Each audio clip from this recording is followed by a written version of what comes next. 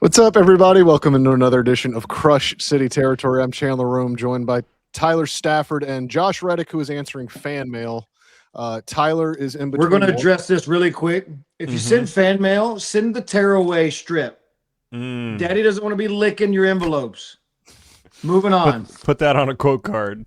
Daddy hates Daddy hates licking. Envelopes. I Envelopes. That's it. We got to get that in there. oh man, I'm sitting in an empty press box at Cacti Park of the Palm Beaches, where about 400 feet away, the Astros just began their yearly spring training meeting with the MLB Players Association.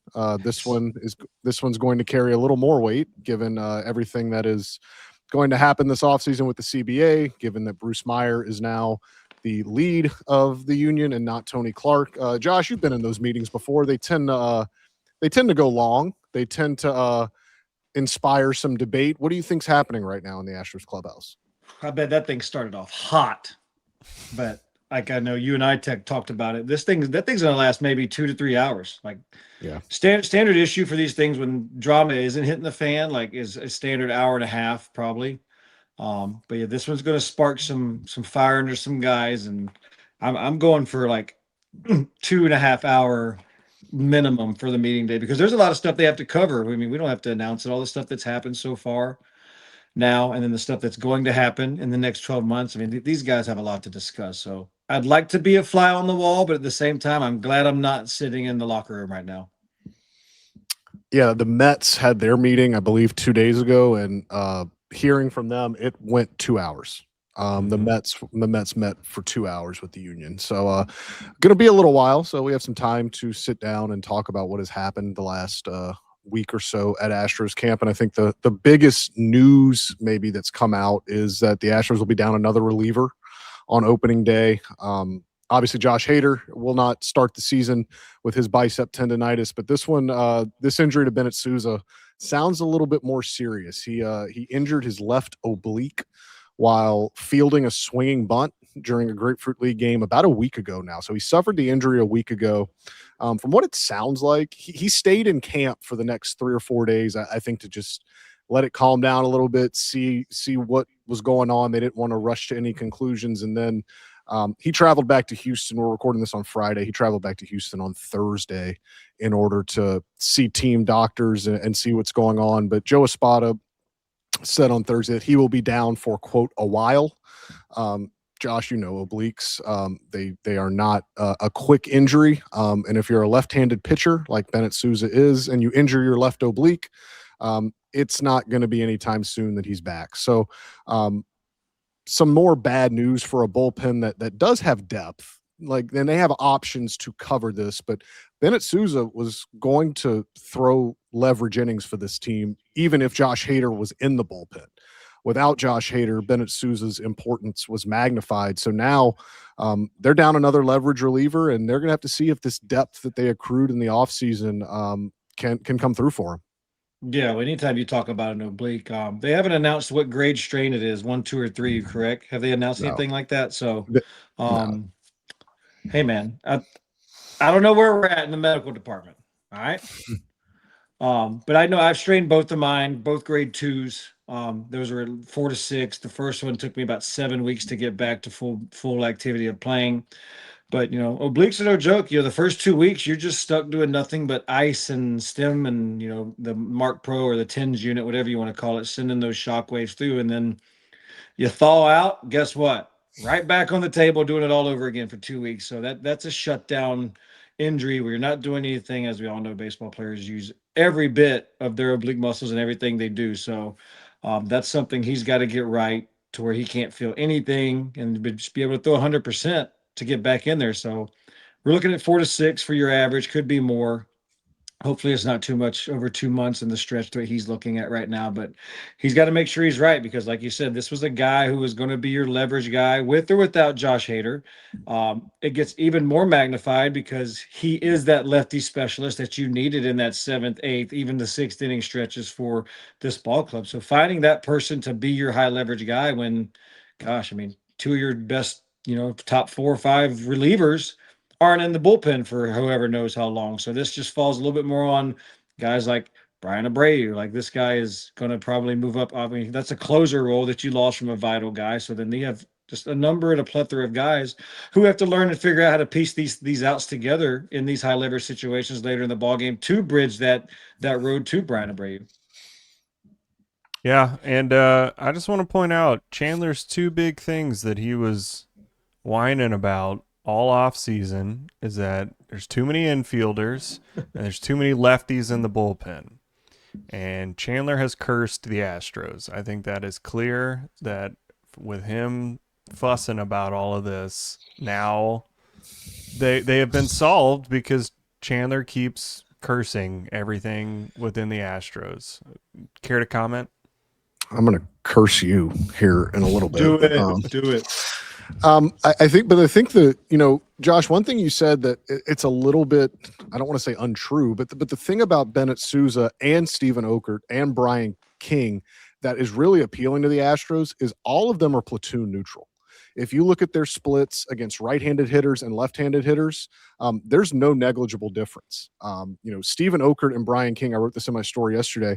Last year, they combined to hold right-handed hitters to a 550 OPS. And Bennett Sousa was as platoon neutral as any of them. So in essence, like they didn't really function as lefty specialists because Joe Espada felt so good about putting them in against any side, any handed hitter. You didn't lose a lefty special, you lost a leverage reliever. I mean, this was a guy that if you want to assign kind of archaically, if you want to assign just defined this guy is pitching this inning to this bullpen, which I don't think the Astros are going to do, but play along with me here.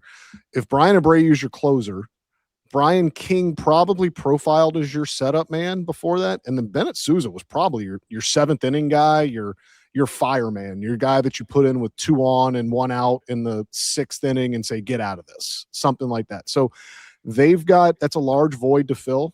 I think in his absence, you never want to say an injury benefits anyone, but I think the people that stand the most to gain from this are a couple of guys. It's Kaiwei Tang, it's Peter Lambert, it's AJ Bluebaugh, and it's Roddery Munoz. And I'm at the point now where you look at what Roddery Munoz has done in camp. He had an awful first outing, but he has since thrown 8 consecutive scoreless Grapefruit League outings.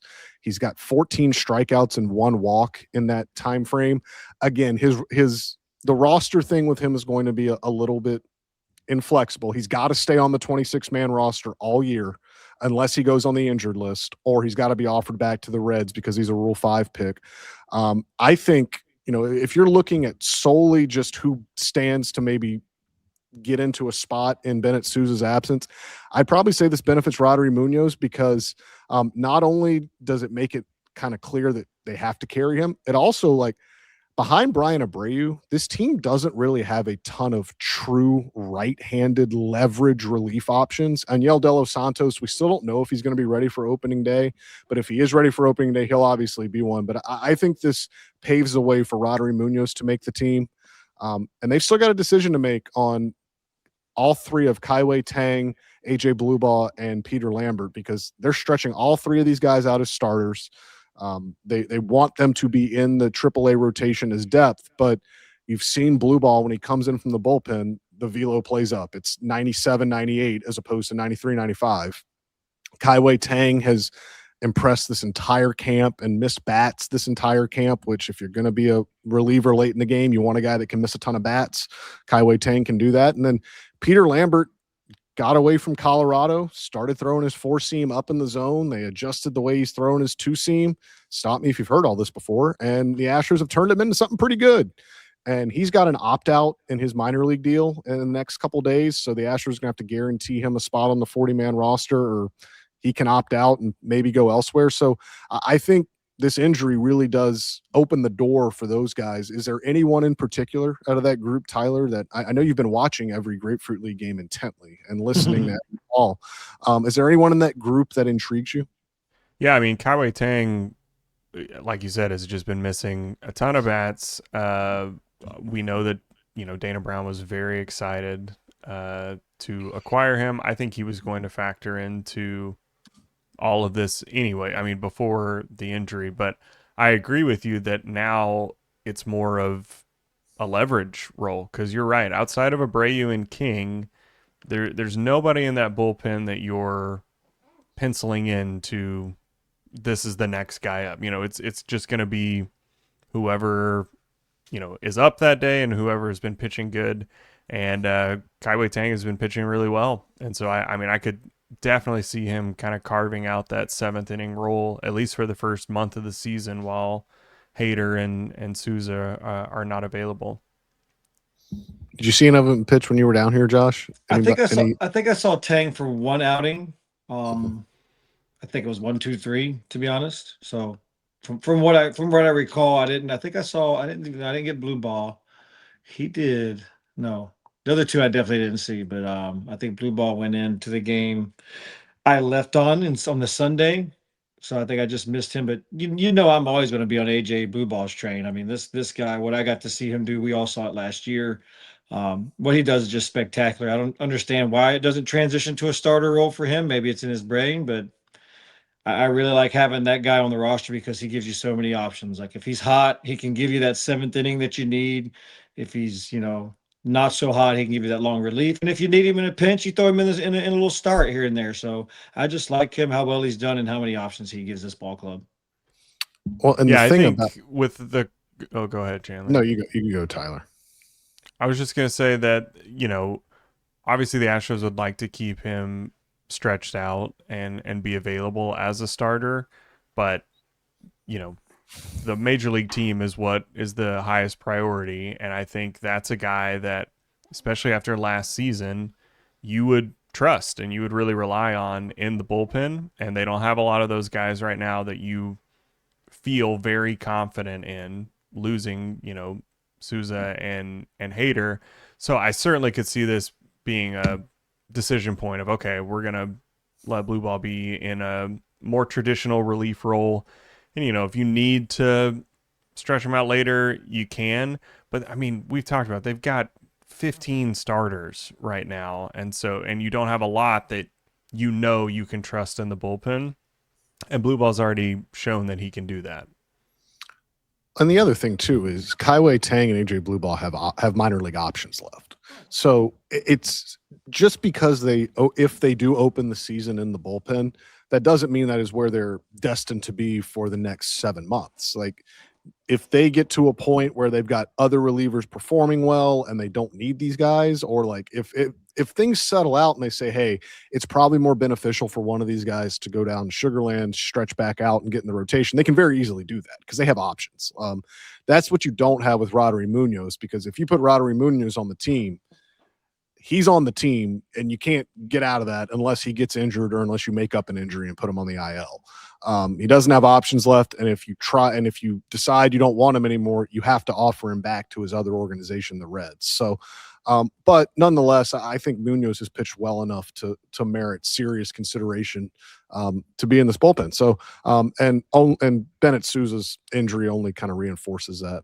We'll discuss more spring training stats and what to take from them right after this message from our friends at Foul Territory. This one's for the dudes looking for peak bedroom performance. Blue Chew is the #1 chewable ED brand, and they just dropped their newest innovation. It is called Blue Chew Gold. Blue Chew Gold dissolves under your tongue and works in as little as 15 minutes. Peak passion and peak performance in a single tablet. That's right. 2 ingredients for blood flow mixed with apomorphine and oxytocin to turn up the arousal and connection in your brain and body. This is the future of performance. Faster, smarter, and precision engineered for results. See why millions of men trust Blue Chew. Now with a gold standard upgrade that's changing the game for good. Make life easier and discover your options at bluechew.com. And we've got a special deal for our FT listeners. Get 10% off your first month of Blue Chew Gold with code FOUL. That's promo code FOUL. Visit bluechew.com for more details and important safety information. And we thank Blue Chew for sponsoring the podcast. I love gold. Speaking of peak performance, Brice Matthews, he has performed at his peak in spring training. Joe Espada continues to heap praise on Matthews, who, again, we're about to talk about spring training stats for the next like 15, 20 minutes. So just understand from the beginning, take all of these with a grain of salt. But Brice Matthews is 9 for 33 in spring training. He's struck out 11 times. He's walked 6 times. That's good for an 840 OPS. He's slugging 455. Josh, you discussed when you got down here and when you were down here how much he impressed you in the outfield. I think you'll be interested to know that tonight against the Marlins in this Grapefruit League game, he's going to start in left field. I think we're inching more toward, what do I always say on here? I always say kind of actions speak louder than words. The fact that they keep playing him in the outfield, the fact that he is starting tonight in left field, that he's played some center field this late in camp. I asked Joe Espada last night, are you at a point where you would feel comfortable playing Brice Matthews in the outfield during a major league game? And he gave a one-word response. He said yes. Brice I saw that in the first day of outfield work, despite his bat. Like, he was ready when I saw him doing defensive work. He was ready to play in the outfield. Bryce's success may be coupled with Zach Cole's poor spring, and again, spring training stats, take them with a grain of salt, but he struck out 17 times in 34 at-bats in spring training. Zach Cole has. Joe Espada said when camp began that that Grapefruit League performance was going to dictate some of how the outfield is constructed. And if you go by the performance in the outfield, Brice Matthews has won a spot on this team over Zach Cole. Oh, yeah. And the way you're looking at everything, I mean, it all depends on who you're talking about, too. Spring training stats, for the most part, don't really matter. It's just how you look up there, because guys can be 0 for 25 and, look just fine. And, obviously the strikeout numbers speak crazy numbers for Zach. But you got to credit Brice Matthews and what he's done. I've got, to watch him play and be able to hit and forge some good at-bats together has been fun to watch. And, in Florida, it's a little different than Arizona, because like you can hit the ball around the barrel, hit it really good, especially where you're at, Chandler, down there. I've seen balls that just die that should have been 410-foot homers. So if you're hitting the ball good, that obviously gets noted by everybody around. But when you look at what Matthews is doing, like, he's already so fluid in the outfield, the way he runs out there, the way he goes and gets the ball and gets it in, like. And then you throw on some great at bats. It just shows that he's making that next step he needs to get that starting job. And Zach Cole is just kind of stuck in the sandpit right now. Yeah, we say spring training stats don't matter, and that's true. But there's a difference between hitting 180, running into bad luck, and you got a low BABIP, and people are making catches or whatever, and batting 180 with a 50% strikeout rate. Because on the flip side, you can talk about, oh, this guy's hitting 450 or whatever. And we talk about, well, sometimes you're facing AA guys. And, so sometimes it can get inflated, and that's not necessarily true. But if you're striking out 50% of the time and you're facing AA guys sometimes too, like that's concerning. And so I think the bat is part of it, but I would imagine, Josh, that just knowing that Matthews is good as an outfielder, that's a bigger part of it than even his bat right now. Just knowing, okay, he can play in the outfield, like he's an option out there. Zach Cole hasn't looked great, so you're confident in him being able to be an outfielder, which gives you the ability to keep him on the roster. Because if he was only a second baseman, there's just not room for him on this team. But the fact that he can play the outfield means that he is a valuable piece for the major league team. Yeah, and it shows that if Joe trusts him in the corner, that obviously shows that he's going to be all right in all three. So if he's out there getting his reps in left, that means he can cover all three if needed when guys are not swinging the bat. So that gives him an eye. And if you need him at second base when, the 900 outfielders they have need a day off, you could throw him out there as well. So it's kind of like having a mini doobie running around out there. That doesn't play as many of the positions that you might want him to, but it gives him options to be able to run around in all three of those spots and keep him in the lineup whenever he can if he's hot. When you look at maybe how this would work immediately, if this were to happen, if Brice makes the team and they send Zach Cole to AAA to start the year, I would imagine that means Joey Loperfido would make the team. the way I would see it right now, just gone off performance, gone off kind of what I've seen, what I'm hearing, what I've looked at, the four guys that would seem the most ready and ideal to put on the opening day roster in the outfield would be Brice Matthews, Jake Myers, Cam Smith, and one of Taylor Trammell or Joey Loperfido. Now, you've heard Dana Brown say for 3 months now that they need another left-handed bat. They need another left-handed bat.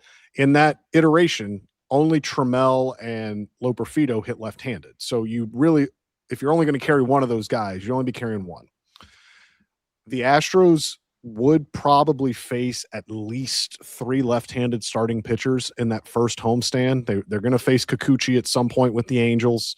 The Red Sox announced today that both Ranger Suarez and Garrett Crochet are going to pitch in that series in Houston. So there's 3 lefties right there. If Reed Detmers starts a game for the Angels in that opening series, that could be a 4th lefty. So you could face 4 left-handed starters in the first 7 games of the year, which means Brice Matthews would get a lot of run out in left field. You could, get that extra right-handed bat in there and be pretty good. That would also kind of alleviate the, Joe Espada has been so adamant since he took over this job that if he's going to carry a prospect, there better be regular at bats for him. Brice, I think playing 4 out of the first 7 games against a left-handed starter would qualify as regular at bats for Brice Matthews. And then, after that, if Pena is going to come back, if he starts the year on the IL, then you can kind of make the decision as to what's best. And you'll have 7-8 games of sample size by then. You can look and see what Brice Matthews has done. But I think it could work, especially for that first homestand of the year when you could have a lot of lefty starters out there facing this team. And, they're still on the hunt for a left-handed bat. Do not get me wrong. Dana Brown is still very much blowing other teams up. He's blowing agents up that are, guys are getting cut from other clubs. Guys are, exercising opt-outs in certain minor league deals. They want to get another left-handed bat in here. And if they do that, maybe this calculation changes. But for the players they have in camp right now, that to me, given what I've seen and given kind of what the parameters have been laid out for the 6 weeks here, that seems like the most ideal 4-man outfield. And I don't know if you guys agree. I know it's very right-handed heavy, and I know it's going to put a lot of pressure on Yordan Alvarez as the only left-handed hitter in that lineup, but these are the guys that are performing the best. Yeah. Yeah, I mean, you run your best guys out there. Again, obviously you want to have some flexibility there, but look, if those are the guys that are hitting, that's going to be the ones that you're carrying right now. Yep. Simply put, Josh, yep. Josh, you mentioned earlier about spring training stats, and they don't mean the same for everybody. They do not. So we're gonna go to 2 guys that are not the same as everybody. We're gonna go to Jose Altuve and you're gonna go Christian Walker. Both guys that have been in this league a very long time. That spring training is not a time where you are monitoring their results. Spring training is a time where they're just getting their timing back. They are working on things. They are tracking pitches. They're not approaching at bats like they would approach at bats in the regular season. However, Jose Altuve enters tonight's Grapefruit League game 4 for 34 in Grapefruit League play with 12 strikeouts. Christian Walker is 3 for 32 with 9 strikeouts. I think for very different reasons, both of those statistics send some panic buttons among people. What say you, Josh? Christian Walker and Jose Altuve aren't hitting in Grapefruit League play. Is there reason to be concerned? With Jose Altuve, no. I mean, if you can look up his career stats in spring training, and he'll be the ones to tell you. I think it's a lot under 200. Like I'm pretty sure he's just a very, very bad spring training hitter, and he's a Hall of Fame player. So for him, I'm shoving it right out the door with the broomstick. Christian Walker becomes a little bit more of a focus because of his last year. I don't know how he's performed in the past in spring training, or if it takes him a while to get going. I just don't have that in my memory or my brain to know, but it is a little more concerning when he didn't do as well as he did coming over last year. So, and just the struggles continue. It's just so hard when you got a guy that's struggling and he continues to struggle even the next season. It really is kind of hard to get behind him. I really love what he's doing with 2 strikes. I don't know what he's doing now before 2 strikes, but he was doing his normal little leg kick. And then once he got 2 strikes, he'd kind of do like a little toe roll, which is what Ohtani does, and still leans into his body. and he was on time for everything and hitting the ball in the barrel a lot. But I don't know how to approach Christian like that. Like if he was a younger kid, obviously I'd be like, hey man, like what do you got on your 2-strike approach? I love it. I just don't. Christian's so hard to read for me at least. Like, and I just don't want to feel like I'm overstepping boundaries because, as you know, Chandler, there's guys that just don't want to be talked to about it, and I just don't know what to do about that because I feel like he could do that and get away with it and be completely fine. Because I mean, he's got so much power. He's not losing anything, and everything seemed to be on time. He's recognized a lot better. If he's playing tonight, watch it, Chandler. Watch what he does pre 2 strikes. And if he gets to 2 strike, that stride becomes a lot shorter. Everything looks more compact, and he looks like a big league hitter again. So I'd like to see him go to that. Christian, if you're listening, probably not. Mm-hmm. Stick Christian's to that one, dad, buddy. maybe. Maybe whoever. If you know him, say, hey, heard Josh mention this. Just throwing it out there. Yeah, I mean, spring training stats again are not important, and they're especially not important for guys that have their roster spot secured. Like those guys are in the opening day lineup, and they're going to be playing every day, and that's when you got to make the decisions of how this looks. You know, I mean, Altuve could go over in spring training, and I'm not going to get concerned until that starts happening in the regular season. So with both of these guys, like, yeah, you want them hitting better, but like, what are you going to do? Those are the guys that are starting on your team. They're going to be in the lineup, and then you'll have to adjust once the actual season starts. They those guys know what they need to do in spring training for the month to get ready for opening day. Like, it's not result driven for them. Is my body ready?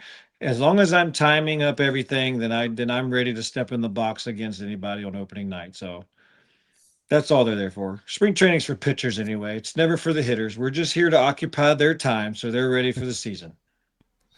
Jose Altuve had a 697 OPS in 2021 spring training. He had a 598 OPS in last spring training. He had a 618 OPS in 2014 spring training. Okay. He's not. I mean, again, Who cares? This is not. I understand that there's so little else to grasp onto. This is all we have to go on. So I understand why there are fans and there are people that read too much into these stats because we have nothing else. Like, this is what we have to go on. But and the way last year ended and the way the offense sputtered last year, I think certainly plays a part in that as well. But Jose Altuve is the last person I'd worry about. Mm-hmm. Christian Walker, I get the skepticism, but this is a guy that Joshua alluded to it. Like he said at the beginning of camp, like when he did his intro interview at the beginning of camp, he told us like, yeah, I'm going to work on some stuff. I'm going to work on some timing things. I'm going to experiment with a toe tap. I'm going to experiment with a leg kick. Like these guys change what they're doing. And also I want to reemphasize this. And Josh, you know this better than anybody.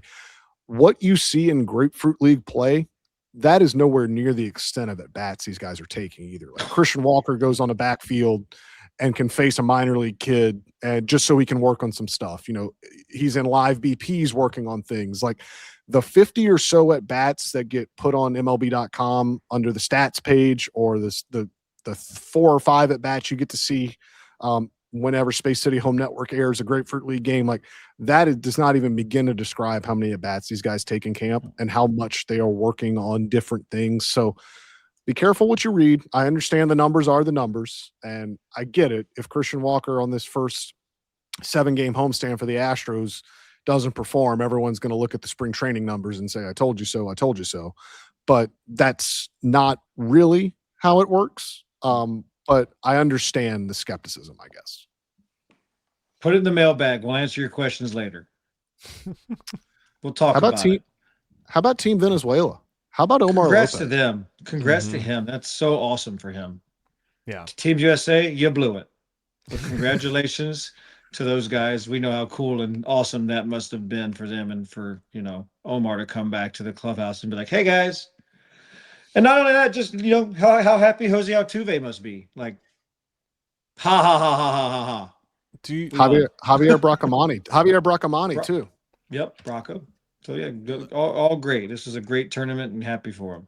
As I was watching Venezuela celebrate, knowing that Altuve's in street clothes in the stands, Josh, you said how happy he's feeling. I would imagine that is most of what he is feeling. I am not nearly as evolved, I guess, because my first thought is I would be so mad if I were sitting in the stands watching my country and these guys that grew up idolizing me, and I'm still able to play. Like, he's not 45 sitting in the stand. He's gonna play this year against these people. Is there any scenario where he is like harboring resentment? Is he upset at all to not be in that? Like, what? Yeah. What? Absolutely, yeah. How does that affect there's you gotta during be the some year? mix. Yeah, I'm with you there, because when you flip side about it, like I should be out there with those guys. So yeah, I Yeah. guarantee there's plenty of resentment and pissed offness in his mind and body. I mean, yeah, Like, I He'll mean, never you're like, I he'll get it. never You're there and you're watching. That'll be his last one. So like, yeah. he'll I never mean, say it out loud. he'll Never say it manage, out but loud, but I think deep down, I think there have to be some of that. Like there had like, for lack of a better word, there has to be some FOMO, right? Mhm. Like you can be there. Like it's great Yep. to be there, but like, and I mean, Omar Lopez, he talked to us yesterday when he got back wearing a championship hat and wearing his gold medal that he Cool. got from the as he WBC. should, as Yeah. he should. But he said when he went out to exchange the lineup cards with Mark DeRosa before the final, he walked back to the dugout and Altuve's seats were, I mean, if you watched on TV, you saw where Altuve was sitting. He was sitting like 2 rows up behind the left-handed batter's box, and that was right by Venezuela's dugout. And Omar said after he finished exchanging lineup cards, he walked back to the dugout. He caught eyes with Altuve, and he said Altuve just gave him one of these, like hit his chest and kind of pointed to him. And he said that kind of helped focus him and center him a little bit. And then obviously, what happened. I think this could be a hot take. I don't know.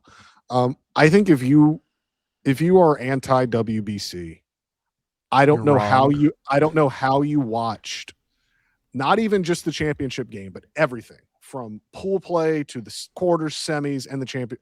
I don't know how you watched this and came out of it still anti WBC. Like and I'm sure there will be people that please comment in the YouTube comment section. It really helps us. But I'm sure there will be people that tell me why they're still anti WBC. I cannot for the life of me figure it out, because that was as compelling and as exciting and as just a fun 2.5 weeks as baseball has had in a very long time.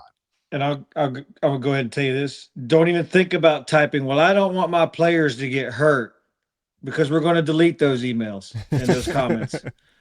Or I'll go in after you and comment on them as well. We don't want to hear that, because that is not what that's about. So if you can find another reason, let's hear it. But Yeah. Bennett Sousa got hurt playing in a Grapefruit League game. Like, people get hurt. It just happens. The intensity of it, I don't think that changes things too much.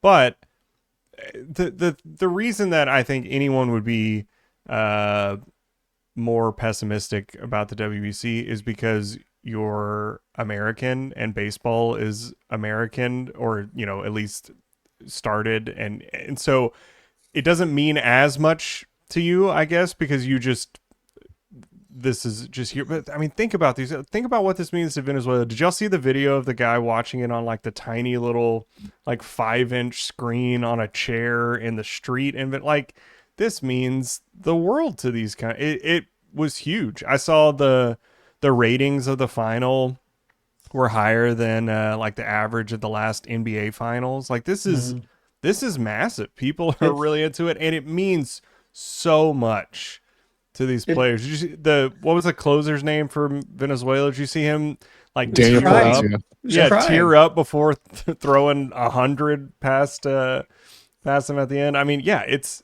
awesome. I can't wait for the next one. I hope it continues to grow. It's so fun. I like how you said that, because baseball is more like a luxury for us over here. Right. As for them, like that's a whole life-changing experience for them, just be able to watch their guys play in that game. So like, Yeah. it surely shows the differences in culture. Like, perfect example, like when I went to the Mexico game and did all that, like the kid, there was a little, I think it was like 10, 12-year-old kids sung both anthems. And I was talking to my buddy. I said, man, it's crazy how much different the culture is here because, all the Mexico fans were just screaming at the top of their lungs their anthem. And it was awesome. And then, all the Americans are just pitch silent till the end. And then, like, bottom or top of the first, it's just loud, loud noise when Mexico's hitting. Aaron Judge walks to the plate. My man's getting booed. And then he hits a homer and everybody's cheering him. It's just like, it's crazy the different way of looking at sports and especially baseball. Yeah. Yeah, I think it demonstrated just how different baseball culture is. And this is not a this is not a pejorative thing about American baseball culture, but American baseball culture, by and large, is very buttoned up. It's very hierarchical. It's very like you earn your place. Like you earn your place, and like the unwritten rules have kind of gone away. But again, American baseball culture was kind of founded on unwritten rules of like you play this way, you respect the game. And look, I'm not sitting here saying that other countries don't respect the game, but they play with more flair. Like, and that is their culture. They play with more excitement. They play with more just palpable passion. And I'm not sitting here saying that Team USA did not have passion. They did. Don't get me wrong. But just American baseball culture, you're kind of almost discouraged from showing it publicly. And 15 years ago, you couldn't. Like, Right. when I first came in, it was literally like if you hit a big homer, everybody wasn't freaking out. We were excited, but we weren't like all 12 of us on the field jumping around. It was like, okay, but if you got like a go-ahead double in the fourth, like, all right, here we go, good job, like, move on. Now you're hitting go-ahead homers in the second, and you're taking 14 seconds to get halfway to first base. If I hit a home run, I would never come off the field. I would crawl my way around the bases. So I do not blame anybody. That's only acceptable for walk-offs. Walk-off homers, you can do whatever you want. Game's over. If you want to cartwheel around those bases, go for it. But we're doing all this dancing and football, two-stepping around third base. We're getting too far down that rabbit hole, Chandler. Move on, please. Well, I wasn't planning to do this. So let's see if it works. Follow along on YouTube. But this was yesterday at the Astros spring training complex. If you can see this video, it's Omar Lopez and Mets manager Carlos Mendoza. And if you go watch this video on X, like I'm showing it to you if you're watching on YouTube, but Carlos Mendoza is like sobbing in Omar Lopez's arms just about how proud he was of watching Team Venezuela win the WBC.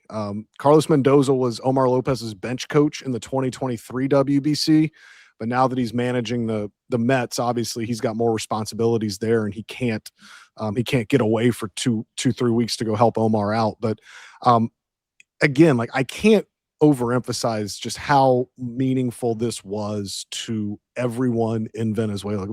You just saw Carlos Mendoza sobbing right there. He told reporters before the game yesterday that he had tears in his eyes when the Venezuelan anthem played after the game. And Josh, I mean, you said you saw the Mexico guys do it. If you go look at the videos of the Venezuelan anthem after that game, like they are at the top of their lungs, just belting it out. Like it was really, really cool. And I think baseball as a whole won. Like they won these last 2.5-3 weeks. It was as good of a stretch as baseball has had in a very, very long time.